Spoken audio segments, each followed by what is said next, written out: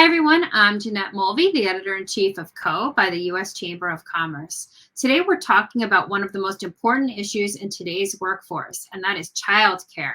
We know one of the keys to helping grow the workforce is to support working parents. Throughout this discussion, we'll aim to give you the tools and strategies you need to build effective childcare solutions for your employees.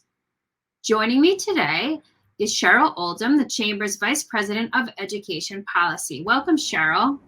Hi, Jeanette. Thanks for having me. Yes, thank you. This is a really important issue and especially challenging for small businesses in particular. So we know it's important for parents to be able to get to work, but when we talk about how access to childcare can affect the economy more broadly, it becomes an even more high stakes issue. So can you talk a little bit more about that? Absolutely. I mean, the stakes really couldn't be higher. And, we entered into this space about 5 years ago, and then we found ourselves in a pandemic for the last 2 years. And it really has elevated childcare in ways that I don't think most people expected. It's so clear, the connection between childcare and workforce. It really is a workforce issue. And so the last couple years, we really dug deep at the Chamber and the Chamber Foundation to think about how do breakdowns in childcare impact the economy and then also impact businesses, either because of lost tax revenue, employee absences and turnovers. And in those 9 states, we found on average billions lost annually when childcare breaks down, when working parents who otherwise would be on the job are unable to because they can't access childcare. Just one example, Texas, over 9 billion annually lost to the state as a result. So we know that, we hear from businesses every day that they are competing on talent like they have never done before, and they want to know how do they better recruit and retain their employees, and they're looking for help. And one of those things is benefits, and certainly childcare benefits. And there really is something that every employer of every size can do. Can you talk a little bit more when you say benefits about what specifically would entail, what that would entail? What do you consider a childcare benefit?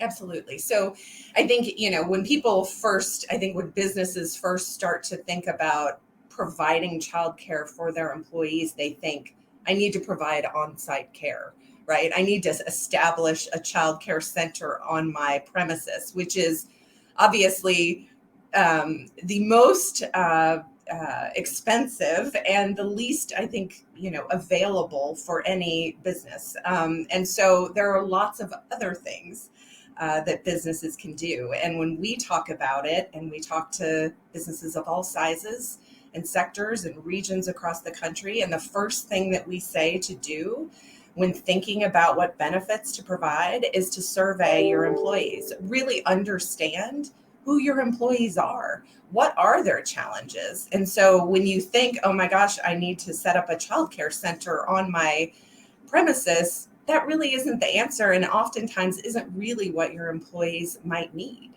So that's sort of step one. So can you give some examples of if that's not what they need? And we'll talk about tax credits in a minute, but can you talk specifically, like, what some examples of what they might need are? Is it, a reimbursement for childcare? Is it flexible hours? Can you give some concrete examples? Absolutely. So depending on what they tell you in your survey, really, there are several real sort of tactical things that can be done. Number one, think about the potential, as you said, to provide flexible hours or more structured shift scheduling.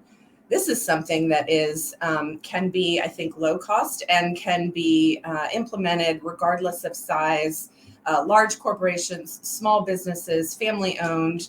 And if you think about it, it's sort of intuitive, right? Like a working parent may not need access to childcare. They may already have it, but understanding their schedule and having some predictability around it is really critical. You can see how it would be very hard to arrange that childcare situation for your child if you don't know what your schedule is week to week. The second one is, you can just be a resource for your employees, understanding what the community has available in terms of childcare resources, whether that's for-profit, nonprofit, in-home care, faith-based care, government-provided care, such as Head Start, early Head Start. Really understanding what is available in the community can be a really important resource to provide to your employees. The third one I would say is there are third-party intermediaries, I think is probably the best way to say it, that can really help to connect both your employees, but then also can support you as an employer in helping you to develop what kind of a benefit structure you might want to provide. Example, care.com is one folks are probably aware of. Tutris is another. And they can do things like provide direct guidance to your employees on connecting you to care to fit your needs.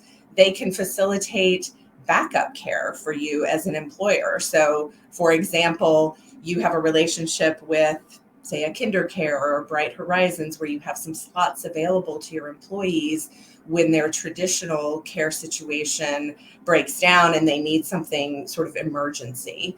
And they can also help to structure partnerships that you might develop with an existing provider, where you are sort of a relationship develops and you have contracted with them to have a certain number of slots for your employees. And so there's a number of things that this sort of third-party intermediary can do for you. And then, of course, finally, as I mentioned earlier, this idea of sort of on-site care is kind of, the holy grail of providing, care to your employees.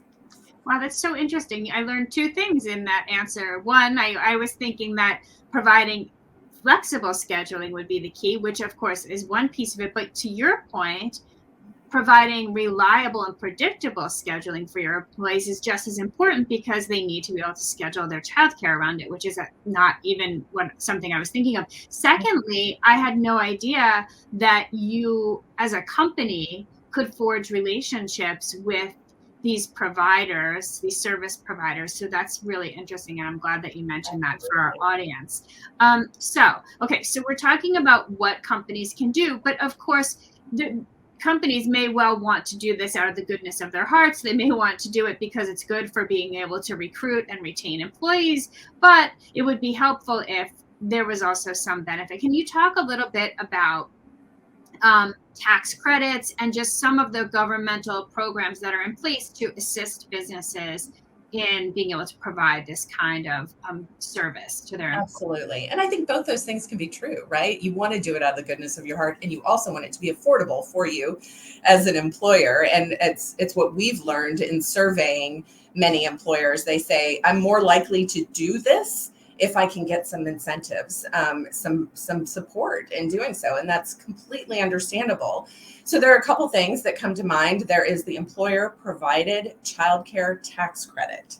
And that really allows employers to claim 25% of expenses incurred when they operate an in-house childcare center, or as just described, they contract out with an existing provider to provide some slots for their employees. So either one of those, you can get 25% of the expenses incurred in doing that.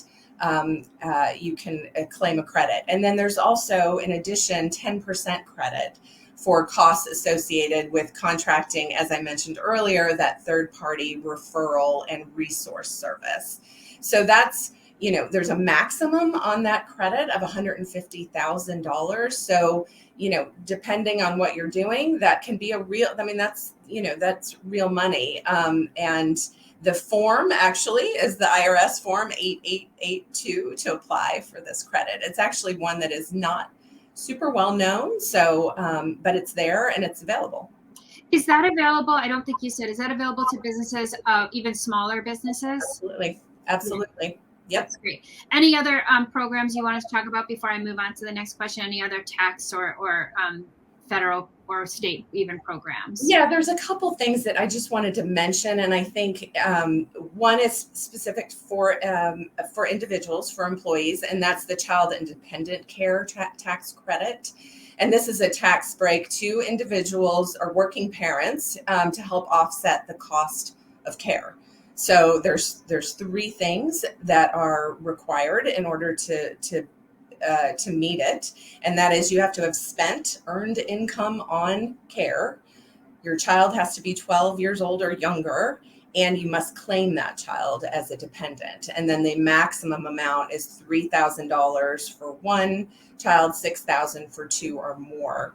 And then the second thing is the Dependent Care Flexible Spending Account, or DCFSA, as it is often called. And that's basically a pre-tax benefit account that's used to pay for eligible dependent care services. So with the DCFSA, funds are withdrawn from an employee's paycheck. It's pre-tax, which reduces the employee's overall tax burden. The reason I mentioned those two things together is that they intersect. So if you withhold money on a pre-tax basis, that also then can reduce what you're eligible for in the CDCTC, the Child and Dependent Care Tax Credit. So it can get very confusing, but again, this is a place where I think employers can provide some guidance, some resource to their employees to help them sort of navigate these various programs that really are designed to help make childcare more affordable for the working parent and the employer. That's great. Now, can you tell us if there are resources from the U.S. Chamber that businesses could be leveraging to help improve recruitment and retention and support employees through this time? Absolutely. So we just released what we have titled the Employer Roadmap on Childcare Solutions for Working Parents. So it is exactly what we named it. And it really walks business owners, C-suite leadership through the variety of ways that they can support their employees with dependent care needs. And it's sort of laid out from lightest to heaviest lift, and it covers everything that we've really talked about today: flexible scheduling, backup care benefits, subsidies to help make childcare more affordable, but also gets into a few other things like advocacy that business leaders could engage with policymakers or within your community to address sort of broader childcare challenges.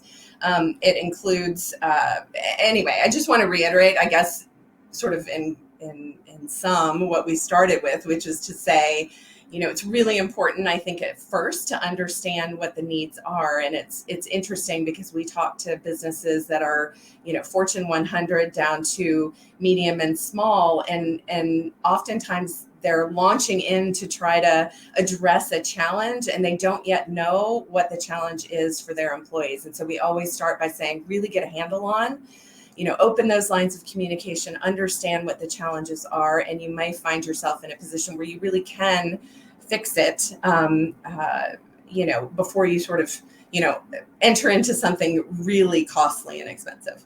Sure. And we'll be sure to link to that from our article so that our readers can read the entire plan.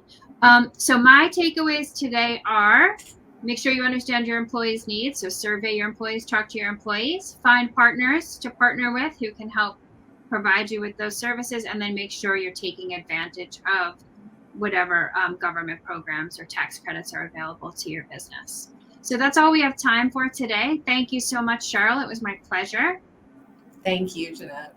And to our audience, thank you very much. CO is committed to continuing to help you through all of the workforce and staffing challenges you're facing. So come back often, and we'll keep bringing you this great information. Thanks a lot. Take care, everyone.